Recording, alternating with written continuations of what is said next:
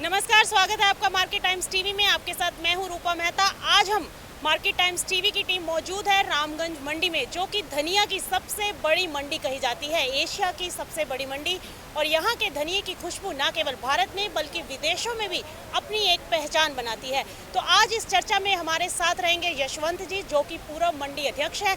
इनसे जानेंगे कि धनिये का फ्यूचर कैसा लगता है, साल 2025 में धनिया कैसा रह सकता है, क्या आने वाले समय में हल्दी और जीरे की तरह धनिया भी चमकता हुआ दिखाई देगा। इन सब मुद्दों पर आज इनसे बात करेंगे। यशवंत जी, स्वागत है आपका मार्केट टाइम्स टीवी पर। मैम सर्वप्रथम सर, पहला सवाल मेरा ये कि 2025 में क्या लगता है आपको, धनिये का भाव जो अभी 8500 के आसपास देखने को मिल रहा है, वो 2025 के साल के खत्म होने तक, जो अभी नई अराइवल्स आएगी, तो उसके भाव क्या रह सकते हैं?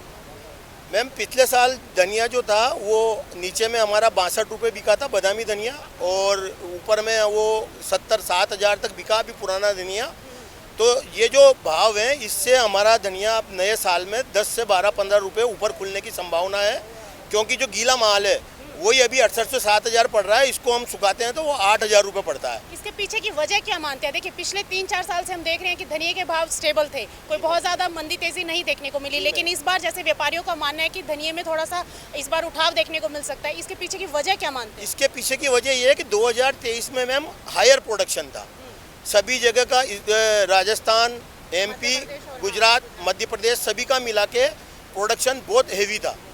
2024 उत्पादन की बात की, तो इस बार राजस्थान में कितना आप उत्पादन समझते हैं, गुजरात में और मध्य प्रदेश में कितना? मैम राजस्थान का करीब 50-55 हज़ार हेक्टेयर में धनिया है, और MP का धनिया जो है वो करीब 1 लाख के अंदर अंदर हेक्टेयर में धनिया है। बोरी में बताइए मुझे कितना बोरी में 35 लाख से 40 लाख के बीच में ही प्रोडक्शन गुजरात का 40 लाख, गुजरात का 35 लाख 40 लाख के बीच में MP का, और राजस्थान का 10 से 12 लाख बोरी। तो अमूमन माने तो 1 करोड़ बोरी के आसपास का उत्पादन जो है वो रहेगा।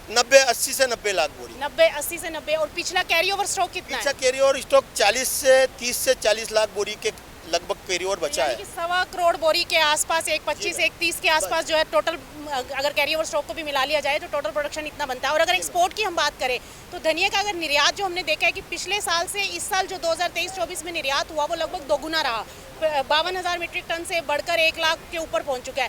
तो एक्सपोर्ट फिगर कैसे दिखते हैं आपको? क्या लगता है कि साल 2025 में निर्यात क्या रहेगा? जैसे कि 1.25 करोड़ बोरी का हमने अभी अनुमान आपने बताया कि प्रोडक्शन जो है रह सकता है कैरी ओवर स्टॉक को मिलाकर। खपत की बात करें और निर्यात की बात करें तो पहले आप ये बताइए कि खपत क्या रहेगी? खपत में जो अपना हिंदुस्तान का जो खपत है वो करीब 1 करोड़ बोरी है। इस साल जो कैरी ओवर स्टॉक है वो नील सा हो जाएगा, और निर्यात कर पाएंगे हम जो 10 निर्यात भी कर पाएंगे। और निर्यात के लिए तो हमारे लिए बहुत फेवरेबल हो गया है, क्योंकि डॉलर जो तेज हुआ है तो उससे इंपोर्ट महंगा होगा, और हमारा जो धनिया है सस्ता रहेगा, तो वो विदेशी बाजार में हमारा धनिया कॉम्पिटिटिव प्राइस पे रहेगा। और जो क्वालिटी हम दे रहे हैं वो क्वालिटी का धनिया इस प्राइस में फॉरेन में भी हमारा धनिया ही पसंद किया जाए। क्वालिटी की आपने बात की, अब क्वालिटी को लेकर मसालों में एक बहुत बड़ा इशू देखने को मिल रहा है। पेस्टिसाइड का इशू निकल कर आ रहा है, चाहे वो जीरा हो, मेथी पत्ता हो या फिर धनिया हो। तो पेस्टिसाइड का इशू जो है वो बहुत बड़ा मुद्दा बन चुका है। कहीं ना कहीं विदेशी धरती पर हमारा माल जो है वो रिजेक्ट हो जा रहा है। इसको किस नज़र से आप देखते हैं? मैम रिजेक्ट धनिया, हमारा धनिया की नहीं, और अदर स्पाइसेस में, और वही इशू जो है आने वाले समय में धनिया वो जो इशू आया था वो पैकेजिंग की वजह से आया था, क्योंकि फॉरेन जो माल जाता है उसकी पैकेजिंग के लिए जो गैस वगैरह डाली जाती है उसकी बढ़ोतरी की वजह से वो स्टैंडर्ड्स के अकॉर्डिंग नहीं रहा। यानी आपके कहने का मतलब है कि पेस्टिसाइड्स का इशू ज़्यादा नहीं है। और हमारा धनिया तो पेस्टिसाइड है ही नहीं, IPM फ्री धनिया है ज़्यादातर हमारा। IPM धनिया है यहाँ पे, जो राजस्थान का जो धनिया है, ज़्यादातर धनिया IPM है, क्योंकि हमारी जो फर्स्ट क्रॉप होती है उसमें जो पेस्टिसाइड यूज किया जाता है वो बहुत कम होता है। हमारे यहाँ जो ज्वार होती है उसमें पेस्टिसाइड यूज नहीं होता है, मक्का होती है उसमें पेस्टिसाइड यूज नहीं होता है, और जो दूसरी क्रॉपें हैं उसमें पेस्टिसाइड इतना निर्यात को किस तरह से देखते हैं? 1 लाख के क्रॉस कर चुका 2024 में, अब 2025 में क्या आंकड़ा समझते हैं कि कितने परसेंट जो है वो एक्सपोर्ट में तेजी? मेरा मानना ऐसा है कि हम लोग यहाँ पे राजस्थान में टैक्सेशन की वजह से बहुत पीछे हैं। हमारे को जो मंडी का खर्चा है वो 4 रुपये 35 पैसे आता है, और MP और गुजरात में वो 1% है।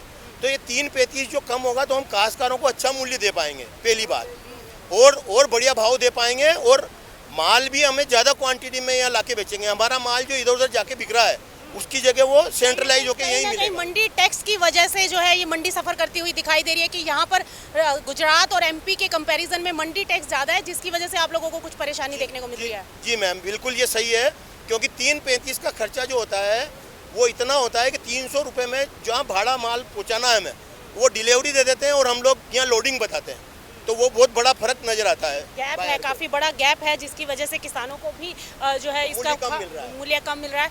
और अगला सवाल मेरा आपसे ये रहेगा कि धनिया जो है साल 2025 में भाव की बात करें तो आपने भाव बताया कि 10,000 तक धनिया छूता हुआ दिखाई दे सकता है। बिल्कुल बिल्कुल, 10,000 से भी ऊपर जा सकता है मैम। क्वालिटी वाइज अगर हम बात करें तो क्या लगते हैं भाव?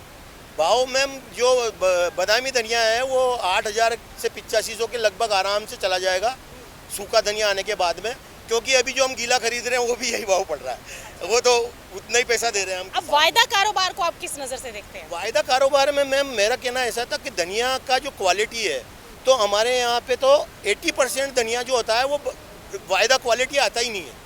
और धनिया का क्वालिटी को कैसे समझे? वायदा क्वालिटी से आपका क्या मतलब? वायदा क्वालिटी में बादामी धनिया जाता है मैम, जो कि रामगंज मंडी में आप देखोगी आज तो बादामी धनिया आपको यहाँ नज़र नहीं आ रहा है। और हमारा धनिया वायदा के भाव से बाहर का लेवल को डिस्टर्ब करके हमारे भाव को डिस्टर्ब किया जाता है।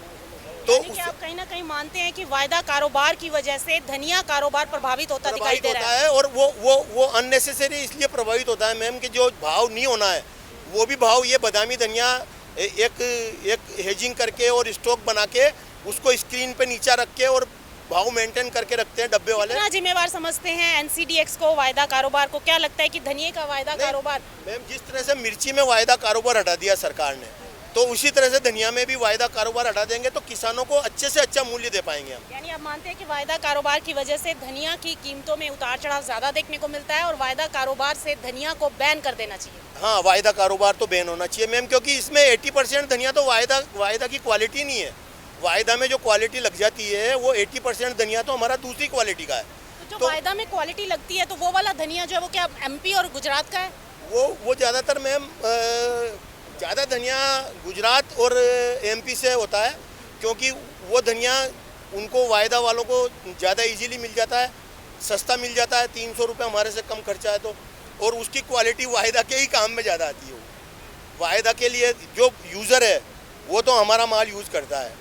आज MDH है, रामदेव है, प्रवीण वाले हैं, सुहाना वाले हैं, जो बड़ी कंपनियां हैं वो सारा माल, आज शक्ति है, शक्ति वालों ने तो उनके परचेज ऑर्डर में दे रखा है कि 9 गुजरात धनिया मिक्स जो हमें पीओ देते हैं वो। क्वालिटी की अगर कहीं ना कहीं बात करें तो राजस्थान के धनिये की क्वालिटी गुजरात और एमपी से बढ़िया बताई जा रही है। और जहां तक वायदा कारोबार की बात है तो मंडी के जैसे कि हमारे साथ थे यशवंत जी, जिनका ये कहना है कि वायदा कारोबार कहीं ना कहीं धनिया के बाजार को प्रभावित करता है। और वहीं अगर भाव की बात की जाए तो व्यापारियों का मानना है कि आने वाले समय में धनिये में एक तेजी बनती हुई दिखाई दे सकती है और धनिये के भाव आने वाले समय में 10,000 रुपये का स्तर छूते हुए दिखाई दे सकते हैं। ऐसे ही और दिलचस्प खबरों के लिए आप बने रहिए मार्केट टाइम्स टीवी के साथ। मार्केट टाइम्स टीवी पर खबरों का सिलसिला लगातार जारी है। फिलहाल मुझे और मेरी टीम को दीजिए इजाजत। नमस्कार।